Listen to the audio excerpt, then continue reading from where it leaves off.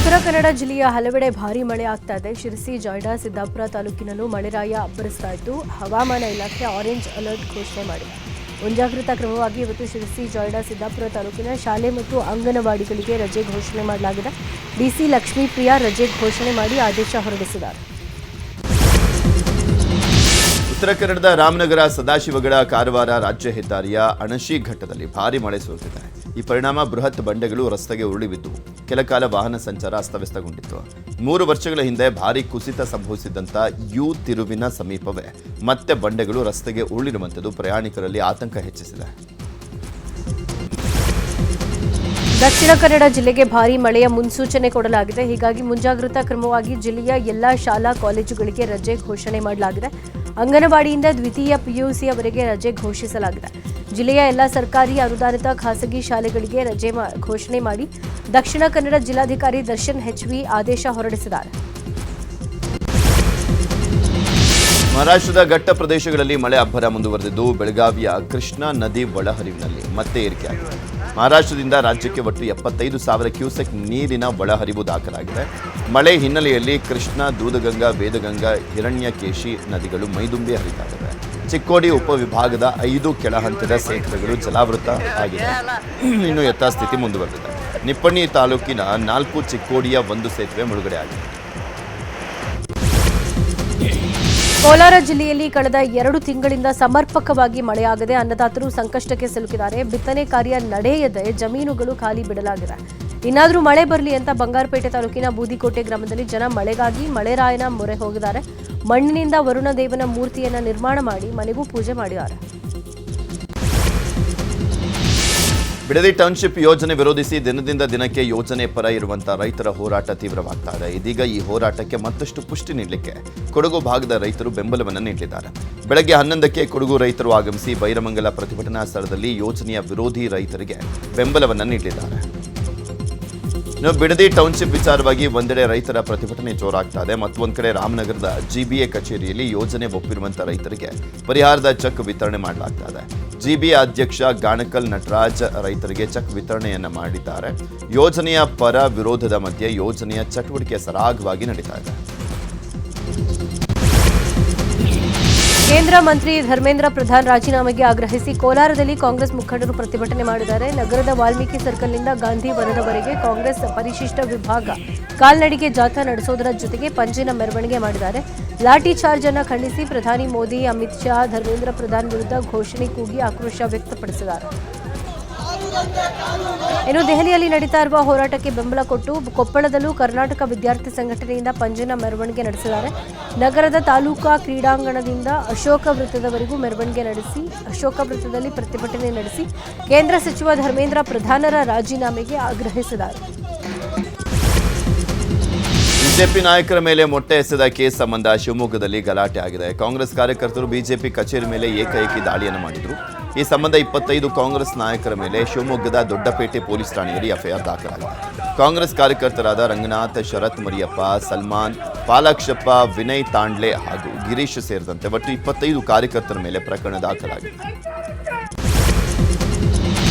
ಕಾಂಗ್ರೆಸ್ ಕಚೇರಿ ಮೇಲೆ ದಾಳಿ ಮಾಡಿದ ಸಂಬಂಧ 20ಕ್ಕೂ ಹೆಚ್ಚು ಬಿಜೆಪಿ ನಾಯಕರ ಮೇಲೆ ಎಫ್ಐಆರ್ ದಾಖಲಾಗಿದೆ.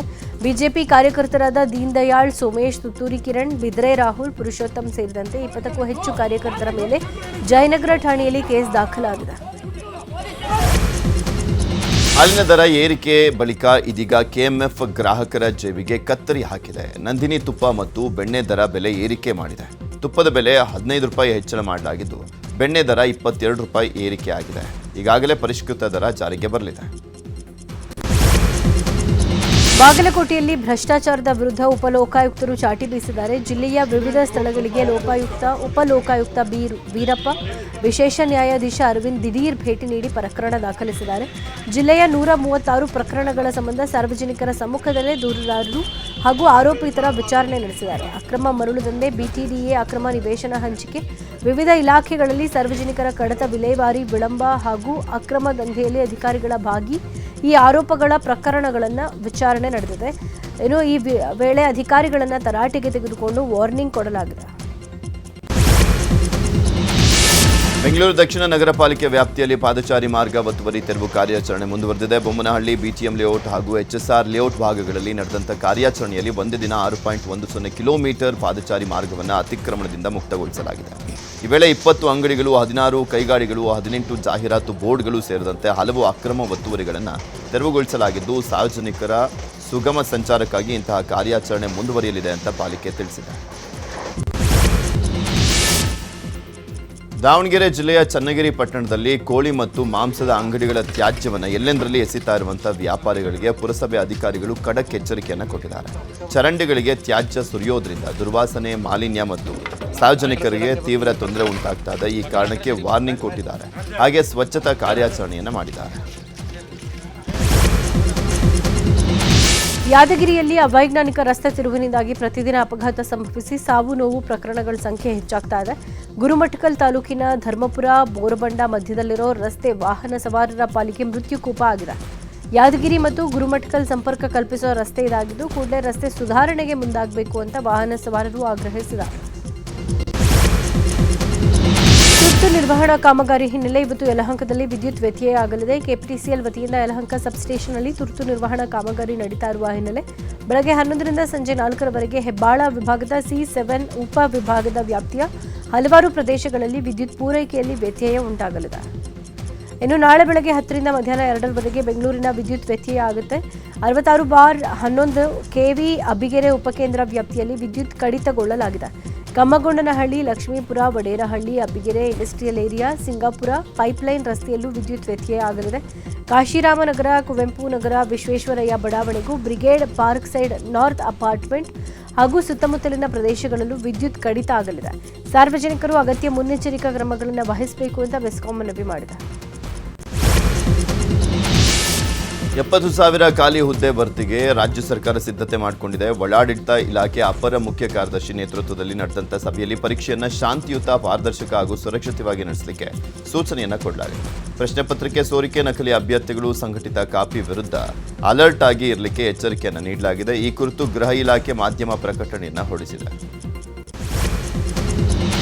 ಕುರಿ ಮತ್ತು ಉಣ್ಣೆ ಅಭಿವೃದ್ಧಿ ನಿಗಮದ ಮೂಲಕ ಕುರಿ, ಮೇಕೆ, ಪಶು ಸಾಕಾಣಿಕೆಗೆ ಅನುಗ್ರಹ ಯೋಜನೆಗೆ 97 ಕೋಟಿ ಬಿಡುಗಡೆ ಮಾಡುವಂತೆ ಆರ್ಥಿಕ ಇಲಾಖೆಗೆ ಡಿಸಿಎಂ ಪರಮೇಶ್ವರ್ ಮನವಿ ಮಾಡಿದ್ದಾರೆ. 2013ರಲ್ಲಿ ಸಿದ್ದರಾಮಯ್ಯ ಸರ್ಕಾರ ಅನುಗ್ರಹ ಕೊಡುಗೆ ಯೋಜನೆಯನ್ನು ಜಾರಿ ಮಾಡಿತ್ತು.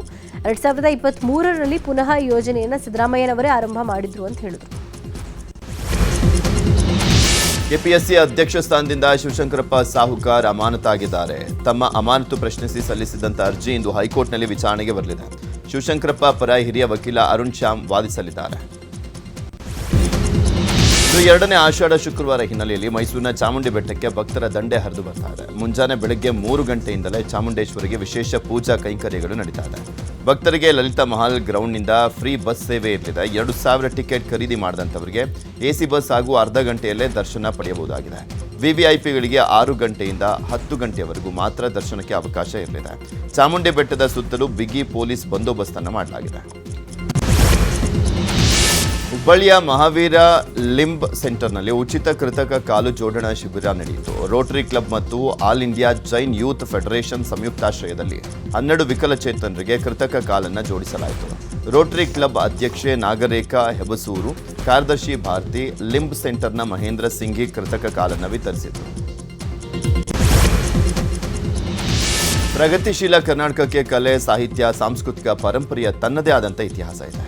ಈ ಸಿರಿ ಸೊಬಗನ್ನು ಸಂರಕ್ಷಿಸಲಿಕ್ಕೆ ನ್ಯೂಸ್ 18 ಕನ್ನಡ ಕರುನಾಡ ಹಬ್ಬವನ್ನು ಆಚರಿಸ್ತಾ ಇದೆ. ವಿಜಯನಗರ ಜಿಲ್ಲೆಯ ಹೊಸಪೇಟೆಯಲ್ಲಿ 3 ದಿನಗಳ ಕಾಲ ನ್ಯೂಸ್ 18 ಕರುನಾಡ ಹಬ್ಬ ನಡೆಯಲಿದೆ. ಇಂದಿನಿಂದ ಜುಲೈ 26ರವರೆಗೆ ಹೊಸಪೇಟೆಯ ಡಾಕ್ಟರ್ ಪುನೀತ್ ರಾಜ್ಕುಮಾರ್ ಕ್ರೀಡಾಂಗಣದಲ್ಲಿ ನ್ಯೂಸ್ 18 ಕರುನಾಡ ಹಬ್ಬ ನಡೆಯಲಿದೆ. ಮನರಂಜನೆಯ ಜೊತೆಗೆ ಭರ್ಜರಿ ಆಹಾರ ಮೇಳ ಆಯೋಜನೆ ಮಾಡಲಾಗಿದೆ.